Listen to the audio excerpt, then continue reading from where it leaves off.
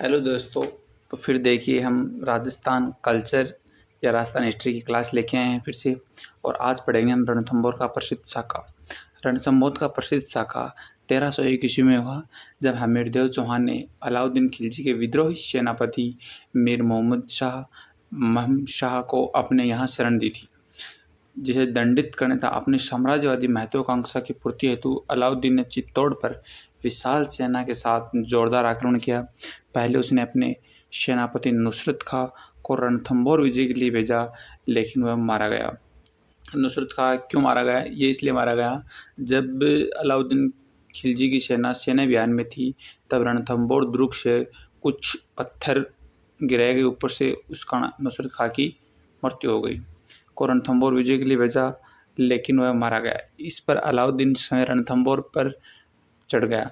अलाउद्दीन क्यों आया? अलाउद्दीन नुसरत खां की मृत्यु की खबर सुनकर जल्दी रणथंभौर पहुंचा।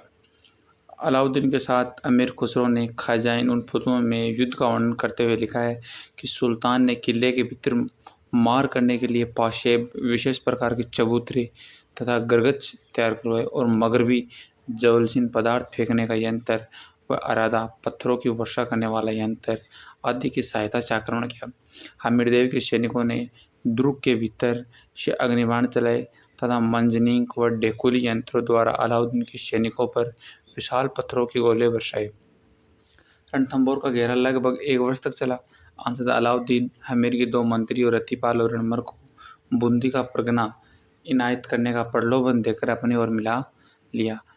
मतलब हमीरदेव चौहान के 2 सेनापति हैं, रणमल और रतिपाल को, उनको लालच देकर अलाउद्दीन खिलजी अपनी सेना में मिला लिया और रणथंभौर दुर्ग के गुप्त रहस्यों के बारे में जानकारी प्राप्त की। अंततः जुलाई 1301 ईस्वी में रणथंभौर पर अलाउद्दीन का अधिकार हो गया। हमीर की पत्नी रंगदेवी और पुत्री देवल दे के नेतृत्व में किले में जल जोहर हुआ, जो रणथंभौर का पहला साका जोहर कहलाता है। हमीरदेव चौहान की शरणागत वत्सलता के आदर्श के लिए यह त्योहार लोक प्रसिद्ध है।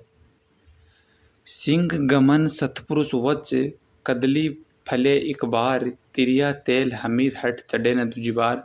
इसका मतलब सीधा सीधा यही है कि हमीरदेव अपने जिद के लिए एकदम अडिग जाना जाता है। डॉक्टर दशरथ शर्मा ने लिखा है कि उसमें वे सब गुण थे जो एक आदर्श राजपूत चरित्र में होने चाहिए, लेकिन पड़ोसी राज्यों के प्रति आक्रामक नीति का अनुसरण कर उसने अपनी स्थिति कमजोर बना ली। इसके अलावा अत्यधिक करवर्दी ने भी उसे प्रजाजनों में अलोकप्रिय बना दिया। अलाउद्दीन खिलजी के बाद रणथंभौर राणा सांगा के पास रहा। राणा सांगा ने यह किला रानी कर्मावती और उसके पुत्र युवराज विक्रमादित्य और उदय सिंह को दिया। 1533 ईस्वी में राजमाता कर्मावती ने बहादुर शाह से संधि कर रणथंभौर दुर्ग बहादुर शाह को दे दिया। 1542 ईस्वी में शेरशाह सूरी ने रणथंभौर ले लिया था। अपने पुत्र आदिल खां को वहां का दुर्गाध्यक्ष नियुक्त किया।